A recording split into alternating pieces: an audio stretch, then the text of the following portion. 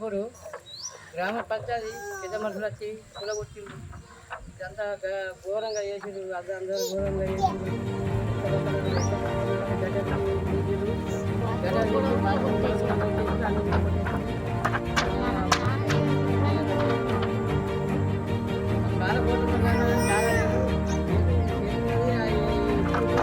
ఆడిపిల్లలు ఎక్కడ పోతున్నా కూడా స్థలం లేదు. ఇక్కడ బాగా ఇబ్బంది ఉన్నది. మాకు ఒక బాధ నిర్ణయం చేయాలి సార్.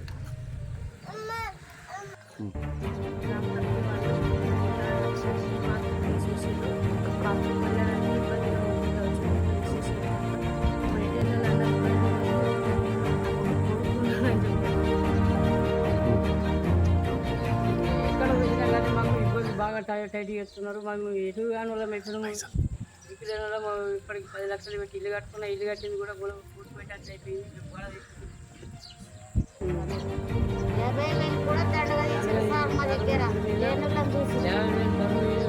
ఇచ్చినా కానీ అక్కడ కూడా కొన్నాసారు మన 10,000 కూడా ఇచ్చినా కూడా బాత్రూమ్ కూడా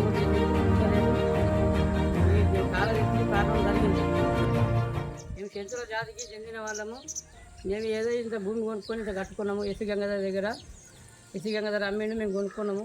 కూడా గంప గుర్తాన్ని అమ్మిండు. గంప గుర్తాన్ని అమ్మిండు. ఆ భూమి కొనుక్కునే కారణమైంది. కట్టుకున్న తర్వాత ఇప్పుడు ఈ దారుణంగా 5 ఏళ్ళ తర్వాత ఇవి కారణం జరుగుతున్నారు. 5 ఏళ్ళ తర్వాత గ్రామ పంచాయతీ అది చిట్టాపూర్ గ్రామం, బాల్కొండ మండలం, నక్క సంజీవ్ అనే ఈ యొక్క కుటుంబం ఏదైతే ఉందో, ఈ కుటుంబాన్ని ఈడీసీ పేరు మీద చాలా దౌర్జన్యంగా వీళ్ళపై దౌర్జన్యం చేశారు. వీళ్ళు 10 సంవత్సరాల కిందట కట్టుకున్నటువంటి ఇల్లు, బాత్రూమ్ని కూలగొట్టడానికి ప్రయత్నం చేసి బాత్రూమ్ కూలగొట్టి ఇల్లు కొన్న కూడా పెద్ద గటెరు కొట్టిండ్రు. ఆ ఇల్లు కూడా డ్యామేజ్ అయ్యే ప్రకారంగా వీళ్లకు అన్యాయం చేసిండ్రు. కారణం ఏంటిది?